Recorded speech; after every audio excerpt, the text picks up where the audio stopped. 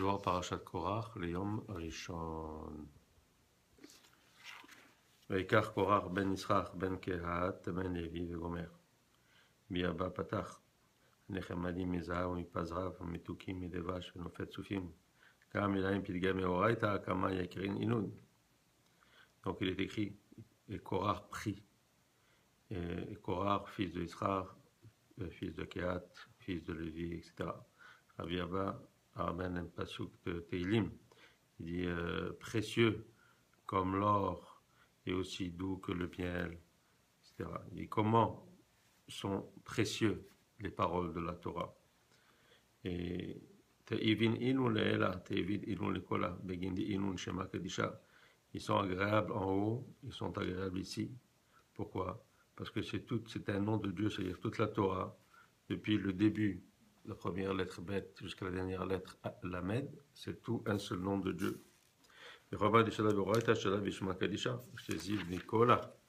Donc tout celui qui étudie la Torah, il dit le nom de Dieu.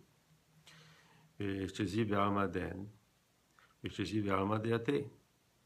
il est sauvé de tout mal dans ce monde ici et dans le Olam Haba.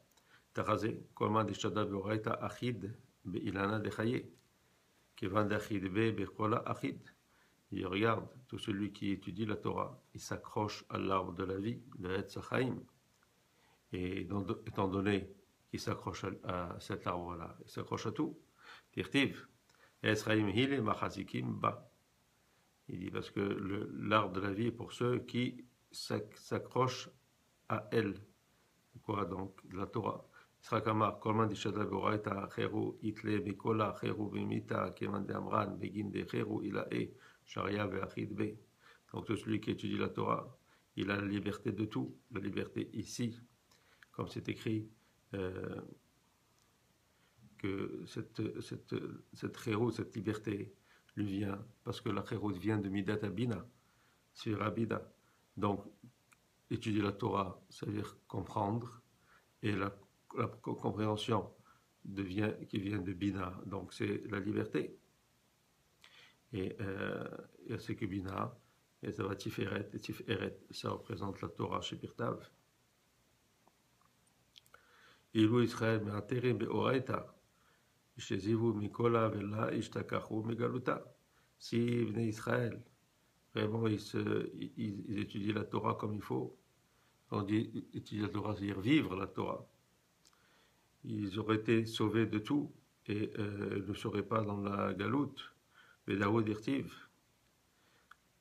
Charut ala lochot, atikre charut ela cherut. Verouda veoraita ishteka. T'écris charut veut dire gravé sur les tables, mais ne dit pas gravé. Donc charut, mais plutôt cherut, qui veut dire liberté. Pourquoi? Parce que la liberté se trouve dans la Torah. Oraita, iuchela demila. Donc, la Torah, c'est quoi? C'est la force de la droite, qui est donc la force du chesed. C'est écrit dans sa droite, et son feu, sa force. Et la gauche s'inclut dans la droite, c'est-à-dire quand la droite a le dessus, donc la gauche s'inclut dedans. Maintenant, celui qui fait le contraire, c'est-à-dire qui fait que la gauche domine et sur la droite, c'est-à-dire qu'il fait que le monde soit plutôt gouverné par la Gevura plutôt que par le Chesed. Qu'est-ce qu'il fait? C'est comme s'il détruit le monde, parce que le monde ne peut pas vivre sous la Gevura. Il dit Tachazé. Aaron et Mina, levaye ces mots-là. Korach ba le me'avad chalufa de Mina l'esmala, beginkar et naash, velorod, elad ishtekar be l'ishena bisha. Il dit, regarde, Aaron c'est de la droite, le Kohen, et les Lévi c'est la gauche, la Gevura. Qu'est-ce qu'il a voulu faire Korach? Il a voulu changer, il a voulu changer la droite avec la gauche, et ça ne pouvait pas, c'est pour ça qu'il était puni. Rabbi Yehuda Amar, c'est Mana et Khalil, Tadir et Mina. Rabbi Yehuda dit la gauche est toujours inclus dans la droite. Et pour que les Gevurot puissent être adoucis par le chesed. Korach ba le khalifa tikuna de el avetata beginkar it avid me el avetata.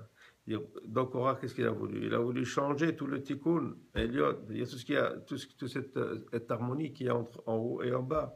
Il voulait que ce soit juste la gauche, donc la Gevura, qui contrôle sur le monde. Et c'est pour ça qu'il est disparu d'en haut et d'en bas, c'est-à-dire il a disparu de la terre complètement. Maïkar Korach, Maïkar, Lessiv Ita Bisha Legarmé. Il a pris, Korach a pris, qu'est-ce qu'il a pris? Il a pris un mauvais conseil pour lui-même. Kol de dera batar de lavdile ihu arik bekame elorod elam de itbe it avid mine. Il dit tout celui qui court pour quelque chose qui n'est pas à lui. Il dit cette chose-là, elle s'en va de lui. Et non seulement ça, même il dit même ce qu'il a déjà s'en va. Koar adif batar de lavdile. L'idée avid vachara la ravar. Korar, il est parti pour prendre quelque chose qui n'est pas chez lui, qui n'est pas lui, qui veut dire la keuna. Hein? Et non seulement il a perdu la keuna, il a perdu même tout ce qu'il avait. Koar raza be machloket, ma machloket, pelukta de laila betata, uman de bae la flaga tikuna de almaït avid me kuleu almin. Il dit Korar, qu'est-ce qu'il a fait? Il est allé dans le chemin de la machloket. Et on dit que la machloket, c'est quelque chose qui divise. Et donc il a divisé le haut et le bas, la tiferet de Malchut. Et celui qui fait cette séparation-là, il disparaît du monde. Machloket, pour le Gita de Shalom, qu'est-ce qu'elle fait la machloket? Elle sépare le Shalom. Uman de palig al Shalom, palig al Shema Kadisha, begin Nishma Kadisha Shalom, il crée. Donc celui qui fait le machloket, il enlève le Shalom. Et le Shalom, c'est que c'est un des noms d'Hachem. Donc le Shalom, c'est séparer le nom d'Hachem. Tachazé. Let alma kahim ela al Shalom. Il regarde, le monde ne repose que sur le Shalom. Kad barakedush kadosh b'chur alma, vayachil et kayama ade ata v'sharalehu Shalom. Quand Hachem a créé le monde, le monde n'a pu tenir que quand il a eu le Shalom. Umanihi Shabbat. Et c'est quoi ce shalom? C'est le Shabbat, qui est donc le shalom pour tout. Et donc c'est sur ça que repose le monde, sur cette harmonie-là. Et celui qui veut la détruire, c'est lui qui est détruit.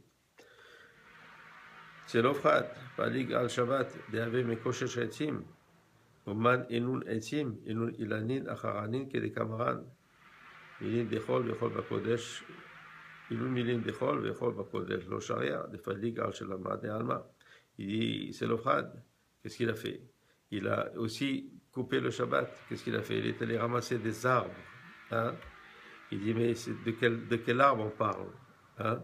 On parle des autres arbres. Ça veut dire quoi? Qui sont